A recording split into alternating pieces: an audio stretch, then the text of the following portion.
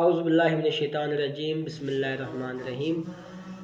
سورہ مبارکہ الحمد کو باقی صورتوں سے ایک امتیاز حاصل ہے۔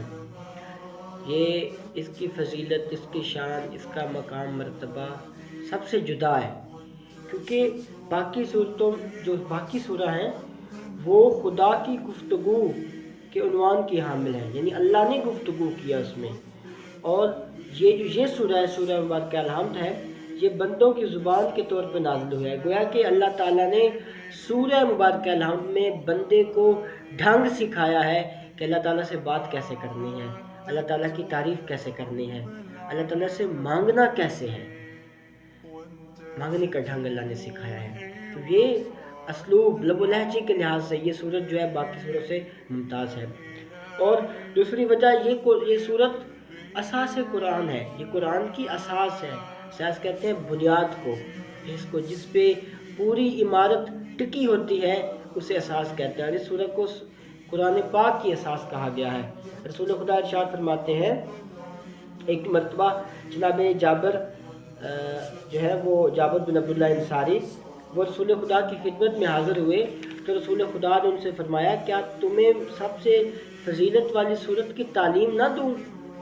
تو کہ جو خدا نے اپنی کتاب میں نازل فرمائی ہے سب سے زیادہ فضیلت والی صورت، تو جناب جابر کہتے ہیں میں نے کہا کہ میرے ماں باپ آپ پر قربان ہو، بتائیے کون سی صورت ہے؟ تو رسول خدا نے ارشاد فرمایا کہ سورہ مبارکہ الحمد ہے، جسے ام الکتاب کہا گیا ہے، انہیں اس کی تعلیم دی گئی ہے۔ اور یہ بھی ارشاد فرمایا کہ سورہ حمد موت کے علاوہ ہر بیماری کے لیے شفا ہے۔ یہ مجموع البیان، نور ثقلین اور تفسیر نمونہ میں یہ جو روایت ہے یہ موجود ہے کہ موت کے علاوہ بھی اس میں علاج ہے، سورہ مبارکہ الحمد میں۔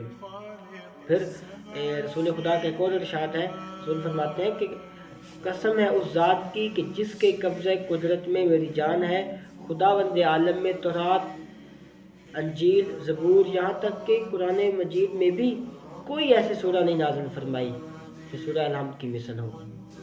کہ یہ ام الکتاب ہے، ہم کہتے ہیں ماں کو، کہ یہ ام الکتاب قرآن پاک کی ماں ہے۔ یہ سورت ایک مرکزی حیثیت حاصل ہے اس سورہ کو۔ یہ سورت باقی بھی لحاظ سے کافی ممتاز ہے اور اس کی پڑھنے کی بڑی فضیلت ہے۔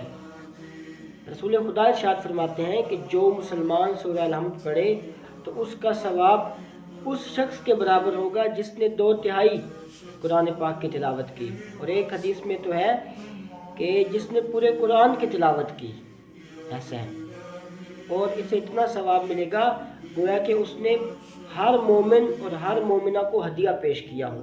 جتنا ثواب ہر مومن اور ہر مومنہ کو ہدیہ پیش کرنے کا ہے، سورہ مبارکہ الحمد کی ایک دفعہ تلاوت کا اتنا ثواب ہے، اور یہ ایک دفعہ تلاوت عام حالات میں ہے۔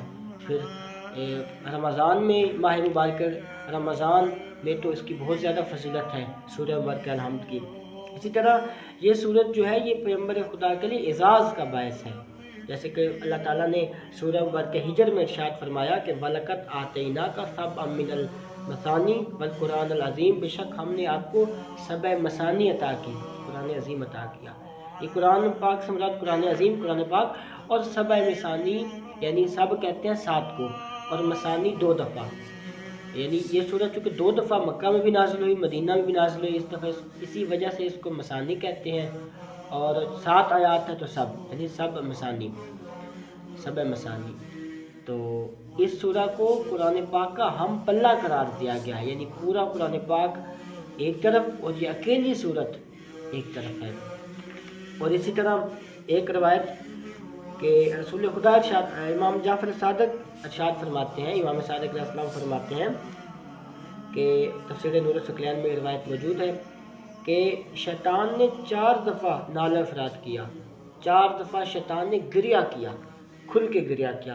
ایک دفعہ تب کیا جب اسے لعنت کا توق اس کے گلے میں پہنایا گیا، دوسری دفعہ تب شیطان نے گریہ کیا جب اسے اللہ تعالیٰ نے آسمان سے دھدکار کے نکال دیا، کہا کہ دفع ہو جا، تو چلا جا یہاں سے زمین پہ۔